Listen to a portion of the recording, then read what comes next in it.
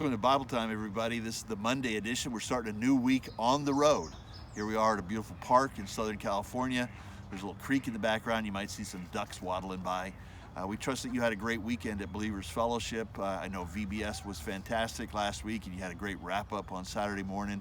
Trusting that you had a great time of worship and fellowship yesterday morning at church, and you're ready to start another week. And we're doing the daily Bible reading, and today we're coming to chapters 13 and 14 of 1 Kings. And you'll remember we left off in chapter 12 with the kingdom being split. Northern kingdom, 10 tribes called Israel. Southern kingdom, 2 tribes called Judah.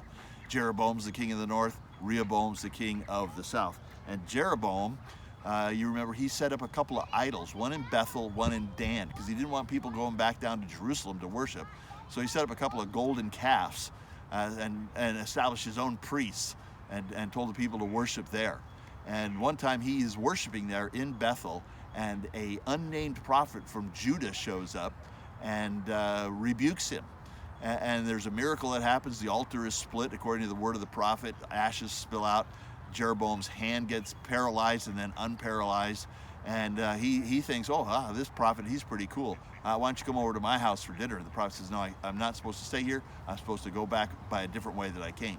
Well, then there's an old prophet who's introduced who convinces the prophet from Judah to come eat with him because an angel told him so. And so he does that, and then you know the story, you've read it. A lion kills the prophet from Judah. And so he's compromising in his conduct, not the content of his message, but in his conduct. That's a real lesson for you and me. We might be real sticklers for the Bible message, but we need to be just as consistent in our conduct.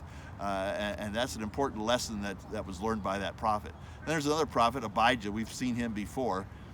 He's the one who told Jeroboam, you're going to be the king of the northern kingdom. And now he is rebuking Jeroboam.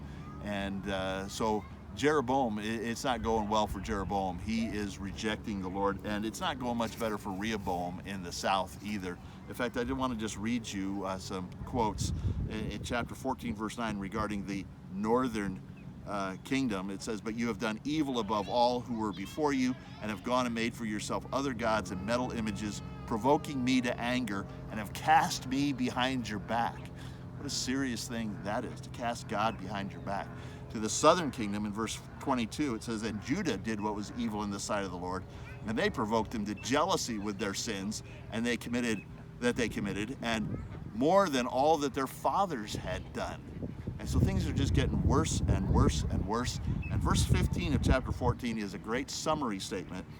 This is Abijah speaking to Jeroboam. It says, the Lord will strike Israel as a reed is shaken in the water. That's a picture of instability, the reed getting pushed around in the water of the river. And that's what they're experiencing, political and spiritual instability, which sounds an awful lot like the United States of America right now. And what we need to learn from this is the danger of compromise, of casting God behind our back, of doing evil in his sight. We need to pray for real revival. So let's start off this week, this Bible Time, Monday edition of Bible Time. Let's be encouraged to pray for a real revival in the United States of America. And we'll see you tomorrow for more on Bible Time.